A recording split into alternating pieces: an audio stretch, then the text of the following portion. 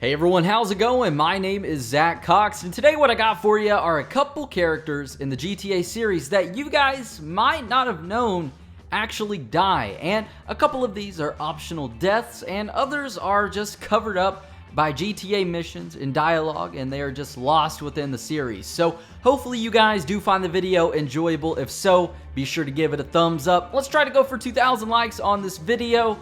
And that said, let's actually get started with these characters in the GTA series that you guys didn't know could die. So if you're an OG fan of the channel, you might actually be familiar with some of the characters I'm going to talk about in this video. However, I haven't really gone too in-depth on them before, so that's the reasoning why I'm going to mention them again. And starting off, we actually have Simeon Yetarian in GTA 5, this very exasperating, annoying, and irritating character from GTA 5 storyline and also GTA Online. Now, Simeon actually appears in a variety of missions in GTA 5 and Online, of course, and his last appearance in the game is actually going to be in his own random event called Simeon Yetarian. And this random counter actually happens if either Michael or Franklin go to Simeon's dealership between the missions FriendRequest and Mr. Phillips. If you go there before or after, nothing's going to happen. So it's got to be between these two missions. And if either of them do this, they're going to instantly be treated as hostiles, and two guards inside of the dealership are actually going to try and kill you, prompting you to either kill the guards in order to survive or you just die. And during this sequence, Simeon can actually be killed, and you can chase him down because he's either going to run out of the building or he's going to go in his office and hide behind the desk. You can either kill him or let him go, and even if you kill him, he's going to post on Life Invader later on, just a couple different messages at the end of the main storyline. But like I said, he's never seen again, which means that maybe he wasn't supposed to die. Maybe this was there just for us to take our anger out on him because he's such an annoying freaking character. But other than that, his fate is pretty much left up to you guys. But this is just a pretty cool random event that can be found within two different missions in GTA 5.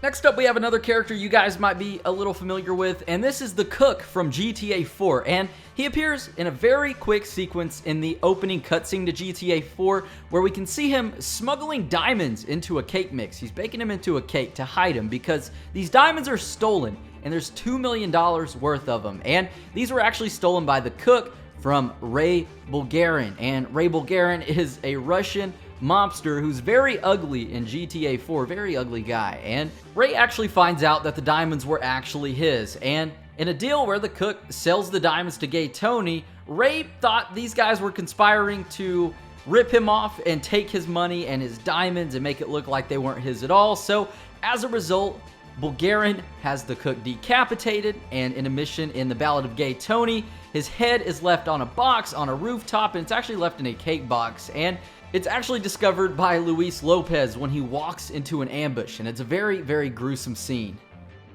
Moving on to Michael's therapist, for much of GTA 5, we have Dr. Isaiah Friedlander, and what's cool about him is that later on in the game, in an optional visit to him called Abandonment Issues, he can actually be killed. And basically, when you go in, he tells Michael that he's been offered his own TV show and he's going to be leaving Los Santos. And he informs Michael that he's going to need to find a new therapist.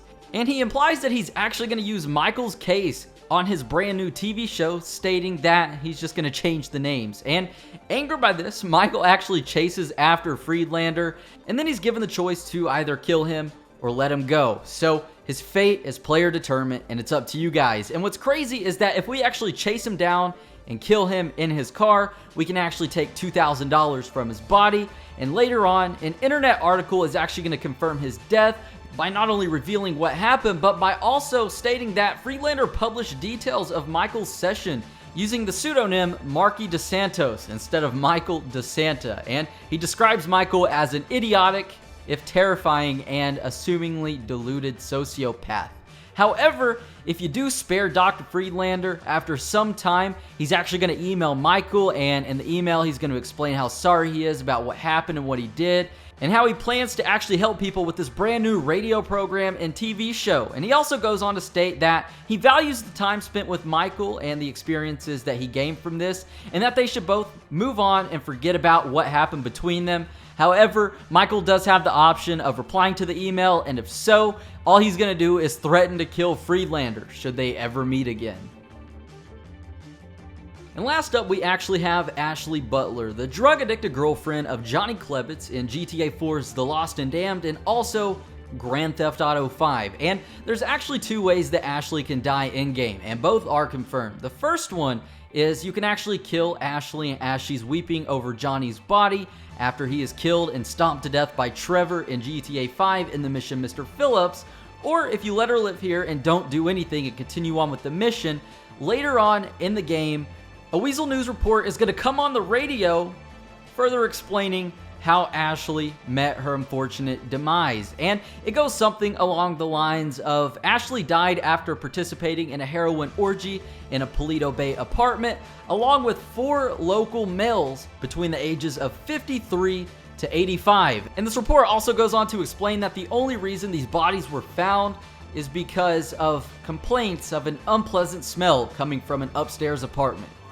Police responding to neighbors' complaints found 5 rotting corpses in a condo in Paleto Bay up in Blaine County. The 4 men and 1 woman were apparently involved in a sex and drugs orgy that went badly wrong. The woman, Ashley Butler from Alderney, and 4 local men ranging in ages from 53 to 85 all had histories of drug and legal problems. Dramatic stinger. And with all that said, that actually sums up my list of just a couple characters in the GTA series that you guys may not have known could actually die, because like I said at the beginning of the video, most of these deaths are actually of minor characters and they were buried by bigger events happening within the GTA games. So if you guys did enjoy this video and feel it's worthy of a like, be sure to give it a thumbs up. If we could try to go for 2,000 likes, that would be amazing, as well as be sure to subscribe to never miss out on more daily video game uploads. And with that said, now the way, I believe that's just about it. You guys all take it easy, have a safe one. My name is Zach Cox, and I'll catch you guys in the next video.